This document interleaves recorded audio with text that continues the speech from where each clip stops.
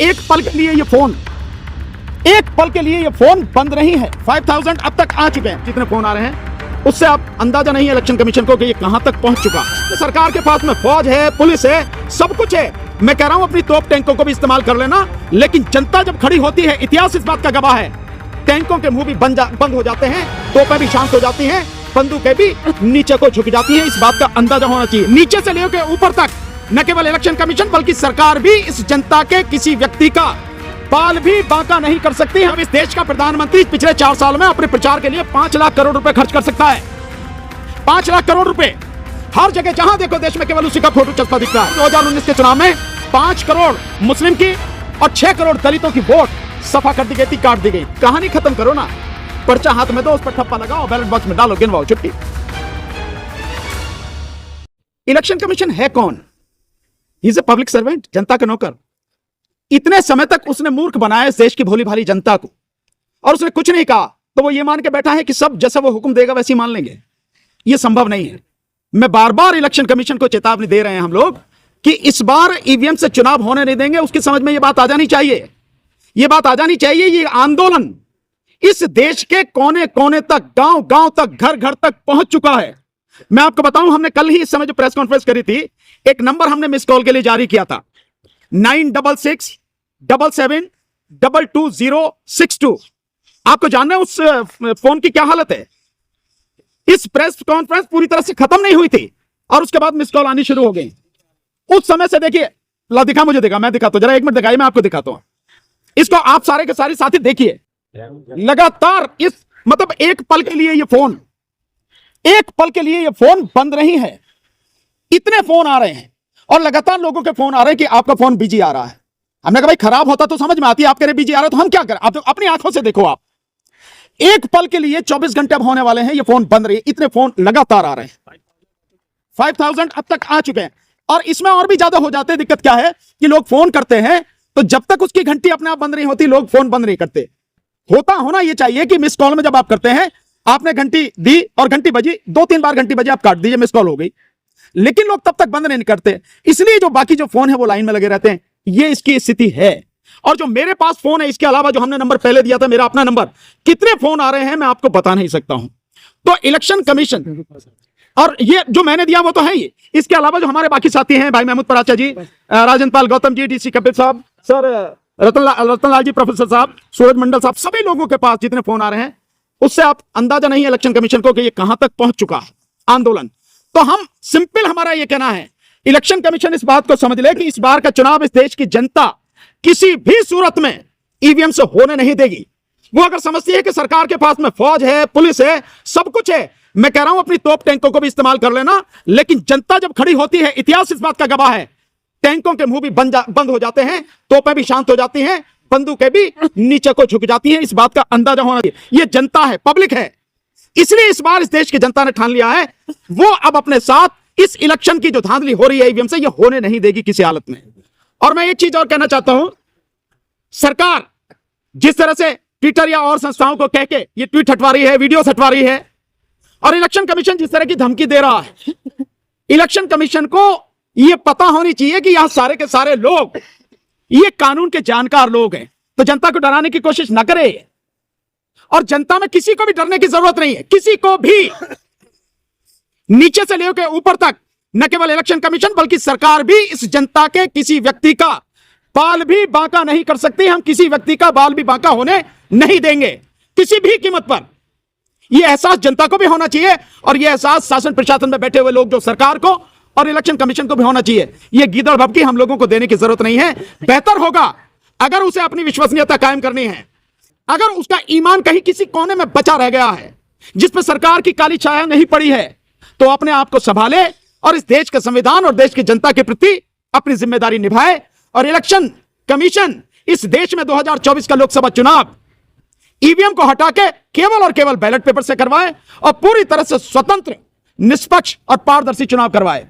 Local police को वहां से बाहर रखा जाए, पोलिंग स्टेशन से लोकल पुलिस को। और जैसे टीएन शेषन साहब और उनके बाद में लिंगदो साहब ने जो चुनाव कराया था कि जो भी सेंसिटिव इलाके थे, light machine gun polling station के ऊपर पैरामिलिट्री फोर्सेस को लगा के वहां पे सुरक्षा की गई थी। हर बूथ पर पैरामिलिट्री फोर्सेस का आदमी था, हर बूथ पर। और चुनाव केवल इतनी सी बात नहीं है, चुनाव केवल और केवल पूरे देश में एक ही दिन में कराया जाए, एक ही दिन में।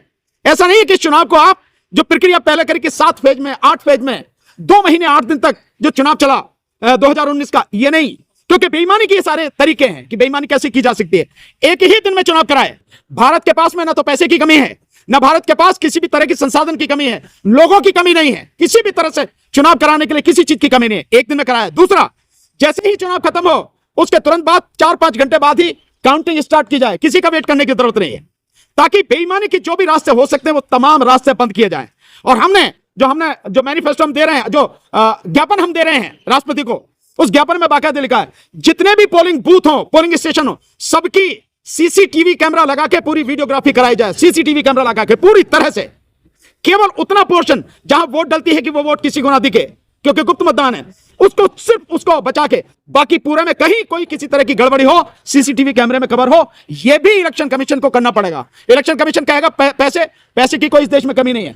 जब इस देश का प्रधानमंत्री पिछले 4 साल में अपने प्रचार के लिए 5 लाख करोड़ रुपए खर्च कर सकता है, 5 लाख करोड़ रुपए, हर जगह जहां देखो देश में केवल उसी का फोटो चस्पा दिखता है, तो पैसे इसमें अगर 10-20 हजार करोड़ लग जाए तो कोई दिक्कत नहीं है। भारत का लोकतंत्र अगर लाख करोड़ रुपए लगा के भी बच जाए तो भी बहुत सस्ता है, इसमें कहीं कोई किसी चीज की कोई कमी नहीं होनी चाहिए। तो चुनाव पूरी तरह से यह करा जाए, और उसके बाद जो वोटर लिस्ट में गड़बड़ी है, वो वोटर लिस्ट की गड़बड़ी मैं सबूत सहित आपको दिखाऊंगा सारी चीजें। 24 को जो मैंने कहा है, वोटर लिस्ट पूरी तरह से करेक्ट की जाए, क्योंकि यही महीना है जनवरी का। और जैसा हमारे साथी महमूद पराचा जी ने बताया कि फॉर्म 6 भर के जिन लोगों की वोटें कटी हुई हैं, ये मेरा मतदाताओं से, जो वोटर हैं, जनता है, उनसे अपील है, देखें वोटर लिस्ट में उनका नाम है या नहीं है। क्योंकि पीछे जो रिपोर्ट आई 2019 के चुनाव में 5 करोड़ मुस्लिम की और 6 करोड़ दलितों की वोट सफा कर दी गई थी, काट दी गई थी, 11 करोड़ वोट काटी गई थी, और ये बाकायदा रिकॉर्ड है। और ये सारी की सारी चीजें उस पे मीडिया पे, एनडीटीवी पे रवीश जी ने दिखाई, और बाकायदा द वायर पे भी ये सारी चीजें दिखाई गई। इन चीजों का निश्चित रूप से ध्यान रखें। हालांकि ये जिम्मेदारी इलेक्शन कमीशन की कि किसी भी की वोट ना कट जाए। 18 साल का और उससे ऊपर की उम्र का जो व्यक्ति है इस देश में, उसकी वोट इलेक्टोरल रोल में होनी चाहिए, यानी वोटर लिस्ट में होनी चाहिए। यह जिम्मेदारी इलेक्शन कमीशन की है, और इस जिम्मेदारी को निभाने के लिए नीचे जो काम करते हैं वो कलेक्टर, एडीएम और एसडीएम करते हैं। और एसडीएम, एडीएम और कलेक्टर वो भी सावधान रहें, ये जनता है, बहुत दिन तक इनकी सारी तानाशाही सब कुछ बर्दाश्त की है, इस बार बर्दाश्त नहीं करेगी। किसी को भी जो जनता की पीठ में इस बार छुरा भोंकेगा, जो जनता के साथ गद्दारी करेगा, जनता उसको अच्छी तरह से देख रही है। ये सारी चीजें होनी है, ये सारी चीजें की जानी है। इन सब के लिए मैं फिर से एक बार जनता से कह के कि डरने की जरूरत नहीं है। लड़ाई जिस तरह से आप शुरू कर दी आपने लड़नी, इसको अंजाम तक पहुंचाना है। और आप तो बैल के बाद में काट दें जो भी इस पे मिस कॉल पे। जैसे मैंने बताया था कि जो भी साथी देखिए इस नंबर पर जो मिस कॉल दे रहे हैं, जो हमने बताया 9667722062, इसको साथियों ऐसा करें कि बजने ना दें इसकी घंटी जब तक जा रही है। कोई उठाएगा नहीं, मिस कॉल का नंबर है, कोई बात थोड़ी ना करनी है। तो इसमें जैसे ही 2 बार घंटी जाए, 2 बार बेल बज जाए, आप काट दीजिए, बस आपका जो है मत जो है रिकॉर्ड हो गया इसमें। इस तरह से जो साथी हैं वो इस तरह से करें, तभी सभी लोग कर पाएंगे। और ये लगातार चलेगा, ये 1-2 दिन के लिए नहीं है। जब तक ईवीएम उखाड़ के फेंक नहीं दी जाएगी, ये आंदोलन जब तक चलेगा तब तक ये नंबर लगातार चलेगा। एक चीज और साथियों, जो हम ज्ञापन है, जो ज्ञापन हम पूरी जनता को सबको देंगे, ये जितने भी मीडिया के साथी हैं, मैं सबसे रिक्वेस्ट करूंगा कि हम एक लिंक देंगे आपको, उस लिंक को आप अपने इस हमारे जो वीडियोस हैं इनके साथ में डालिए, ताकि वो जो ज्ञापन है हमारा जो दिया जाना है वो हर किसी तक, पूरे देश में हर किसी तक पहुंच सके साथियों। पीडीएफ फॉर्म में है जो ज्ञापन है, 11 पेज का है, 10.5 पेज, 11 पेज का है, और पीडीएफ फॉर्म में सारी चीजें उसमें लिखी हैं।